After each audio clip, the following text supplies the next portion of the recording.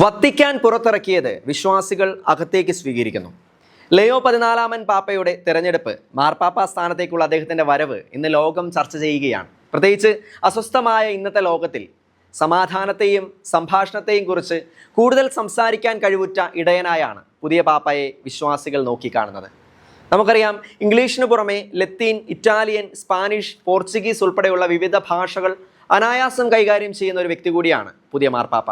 മാർപ്പാപ്പയുടെ ഈ ചരിത്രപരമായ തെരഞ്ഞെടുപ്പിന് 2 ദിവസത്തിന് ശേഷം, അതായത് ഈ കഴിഞ്ഞ ശനിയാഴ്ച, വത്തിക്കാൻ ഒരു കാര്യം ഔദ്യോഗികമായി പുറത്തുവിട്ടു.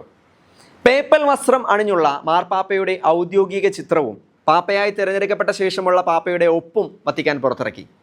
69 വയസ്സുള്ള പാപ്പ ചുവന്ന കാപ്പയും എംബ്രോയിഡറി ചെയ്ത ഊറാറയും സ്വർണ്ണ പെക്ടറിൽ കുരിശും ധരിച്ചു നിൽക്കുന്ന ചിത്രമാണ് വത്തിക്കാൻ പുറത്തുവിട്ടത്. പള്ളിമേടകളിലും കത്തോലിക്ക സ്ഥാപനങ്ങളിലുമൊക്കെ നമ്മൾ മെത്രാന്മാരുടെയും മാർപ്പാപ്പയുടെയും ചിത്രങ്ങൾ കണ്ടിട്ടില്ലേ?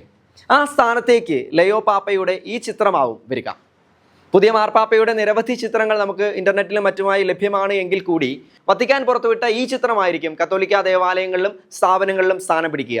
എടുത്തു പറയേണ്ടുന്ന മറ്റൊരു കാര്യമുള്ളത്, വത്തിക്കാൻ മീഡിയ പ്രസിദ്ധീകരിച്ച ഈ ചിത്രത്തോടൊപ്പം PP എന്ന ചുരുക്കപ്പേരും ഉൾപ്പെടുത്തിയിട്ടുണ്ട്.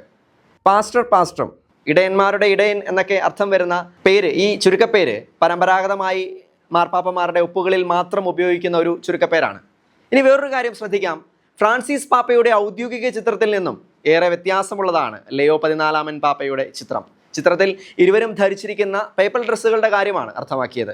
ഫ്രാൻസിസ് പാപ്പ വൈറ്റ് കസോക്ക് മാത്രമാണ് ധരിച്ചിരുന്നതെങ്കിൽ പുതിയ മാർപ്പാപ്പ ധരിച്ചിരിക്കുന്നത് അതിൽ നിന്നും ഏറെ വ്യത്യാസപ്പെട്ടതും ബെനഡിക്റ്റ് 16 പാപ്പ ധരിച്ചിരുന്ന വസ്ത്രത്തോട് ഏറെ സാമ്യമുള്ളതുമായിട്ടുള്ള വസ്ത്രമാണ്. മറ്റൊരു രീതിയിൽ പറഞ്ഞാൽ നമുക്കറിയാം, ബെനഡിക്റ്റ് 16 പാപ്പ പത്രോസിൻ്റെ പിൻഗാമിയായി തിരഞ്ഞെടുക്കപ്പെട്ട സമയം അദ്ദേഹം വത്തിക്കാനിലെ ബാൽക്കണിയിലേക്ക് എത്തിയത് ലയോ 14 പാപ്പയുടെ ഔദ്യോഗിക ചിത്രത്തിലെ വേഷത്തോട് സമാനമായ വേഷത്തിലാണ്. അതുപോലെ ചിത്രത്തോടൊപ്പമുള്ള PP എന്ന ചുരുക്കപ്പേര്, ഇടയന്മാരുടെ ഇടയൻ എന്നർത്ഥം വരുന്ന ഒപ്പിനൊപ്പമുള്ള ആ ചുരുക്കപ്പേര് ഫ്രാൻസിസ് പാപ്പ ഒഴിവാക്കിയിരുന്നു. ഫ്രാൻസിസ്കസ് എന്ന് മാത്രമായിരുന്നു അദ്ദേഹം ഉപയോഗിച്ചിരുന്നത്.